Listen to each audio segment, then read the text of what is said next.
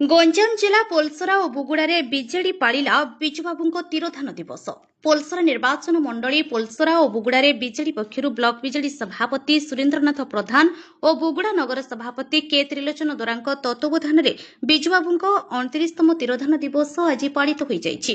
ଉକ୍ତ ଦୁଇ କାର୍ଯ୍ୟକ୍ରମରେ ପୂର୍ବତନ ଶ୍ରମମନ୍ତ୍ରୀ ଶ୍ରୀକାନ୍ତ ସାହୁ ଯୋଗଦେଇ ପୋଲସରା ବସ୍ଷ୍ଟାଣ୍ଡ ଓ ବୁଗୁଡା ବସ୍ଷ୍ଟାଣ୍ଡଠାରେ ବିଜୁବାବୁଙ୍କ ପ୍ରତିମୂର୍ତ୍ତିରେ ପୁଷ୍ପମାଲ୍ୟାର୍ପଣ କରିବା ସହିତ ପୋଲସରା ଓ ବୁଗୁଡା ଗୋଷ୍ଠୀ ସ୍ୱାସ୍ଥ୍ୟ କେନ୍ଦ୍ରରେ ପହଞ୍ଚି ରୋଗୀମାନଙ୍କୁ ଫଳ ବଣ୍ଟନ କରି ସେମାନଙ୍କ ସ୍ୱାସ୍ଥ୍ୟ ଅବସ୍ଥା ପଚାରି ବୁଝିଥିଲେ।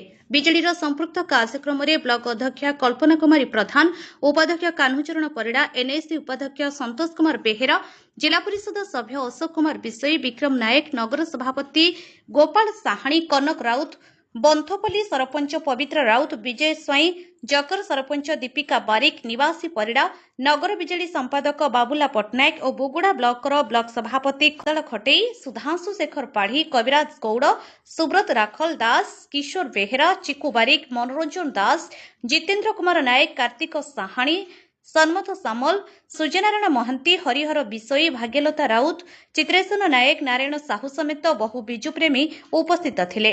ଗଣେଶ ପାଣିଗ୍ରାହୀଙ୍କ ରିପୋର୍ଟ, ଆପଣଙ୍କ ଖବର।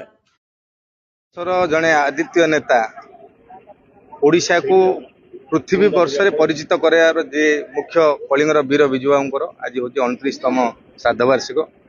आज पल्ली ठारू दिल्ली पर्यंत ओडिशार सबू टाउन रे विजु जनता दल शंख भवन रे एवं जिला स्तरीय राज्य स्तरीय एवं देश बाहर विजुबाबू जो मैंने मन पकाते आज श्राद्ध दिवस पालन करते।